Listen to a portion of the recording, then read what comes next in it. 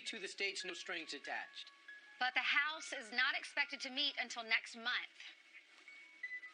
Well, Griff Jenkins is live not far from the House in Washington, D.C., as Congress remains at a standstill over the much-needed phase of relief. All right, Griff, where are we? Because we know a lot of those congressmen and senators are not in your town.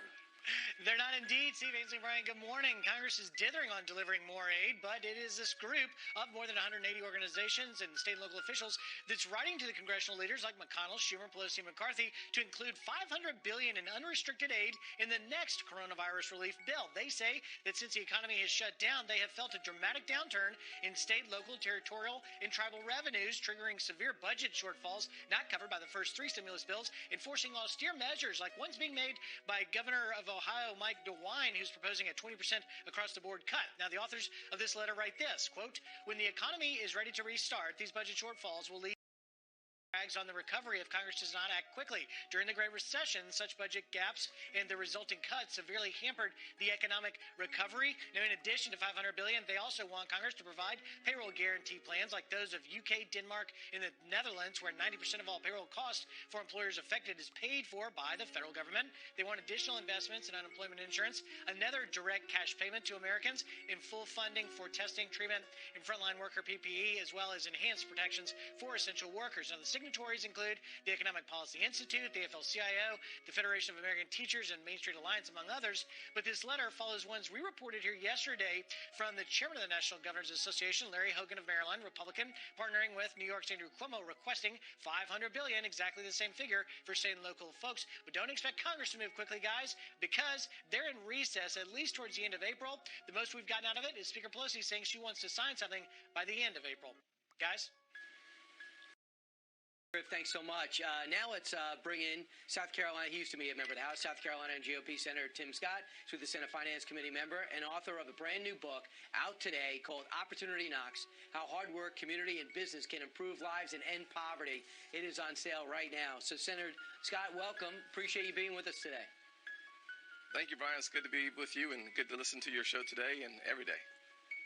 Senator, I know that you have been on constant contact with small businesses, wondering if they can be able to open up their doors. A lot of them are unhappy with the regulations and the slow response on these business loans/grants. Even though it's a titanic effort, no one's pointing fingers. What can you do to get in and solve these problems? Well, Brian, the first thing that I think you noted earlier on your program is that what we did in 10 days or less was pass $2.3 trillion of aid. When you do something, take fine strokes to add value to the canvas, so to speak.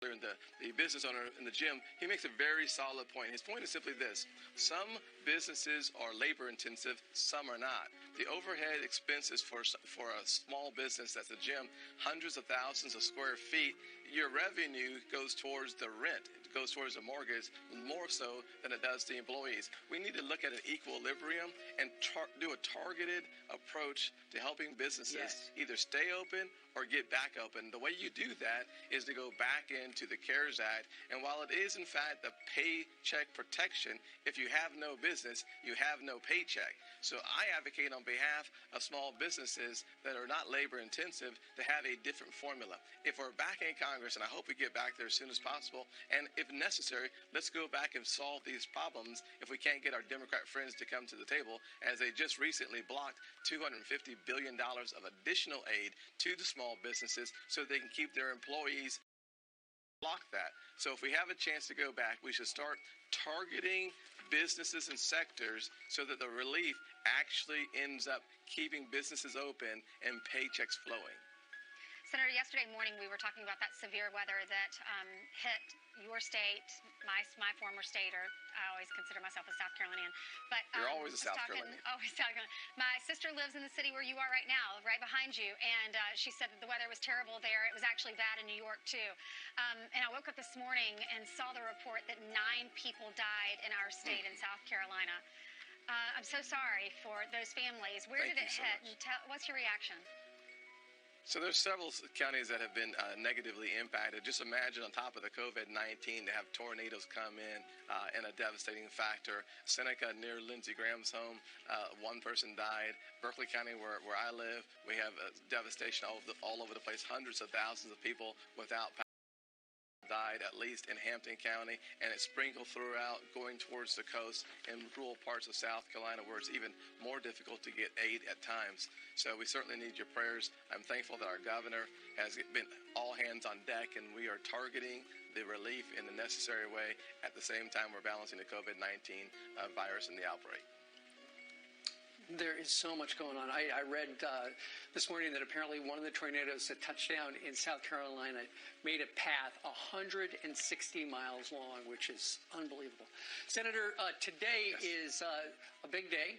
You have a book that is coming out today. It's called Opportunity Knocks, How Hard Work, Community, and Business Can Improve Lives and End Poverty. You've got an audience today of a lot of people with a lot of time on their hands thinking about with this global pandemic. You know, the three important points that I think you can discern from the book. Number one is the grace of God. Even in the midst of the challenges that we're going through, you can see opportunity knocking in so many of the response and reactions to the virus. You guys have done a really good job of highlighting people who are giving food to the frontline healthcare workers. The second thing you'll find in the book, Opportunity Knocks, is that a mother's love. Is so often we are prayed through our hardest times because someone was on their knees praying for us. For me, that story starts with my mother and grandmother, and I'm blessed to tell their story as well. And the third thing you realize is that even in the midst of the crisis that we're in, God still has a plan for our lives. And we find that plan unfolding after the challenges go by. My life talks a lot about my failure in high school, failing in business, failing in politics.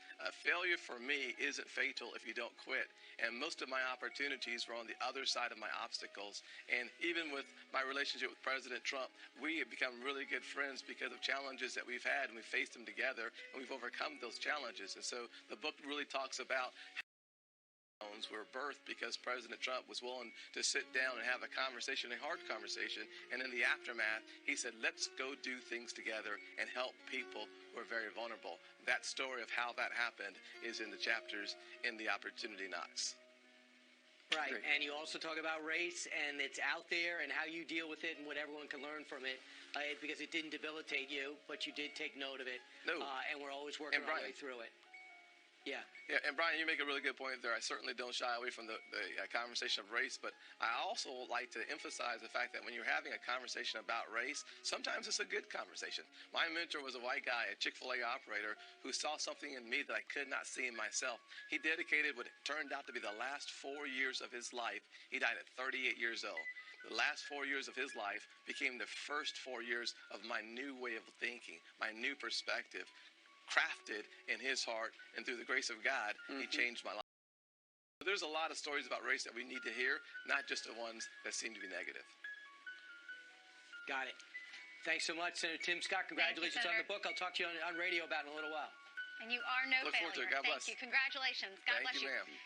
You're welcome. 47 minutes after the top of the hour, the FDA just approved a saliva test for COVID-19. And the FDA Commissioner, Dr. Stephen Hahn, is going to join us live to explain how this all works. That's coming up next.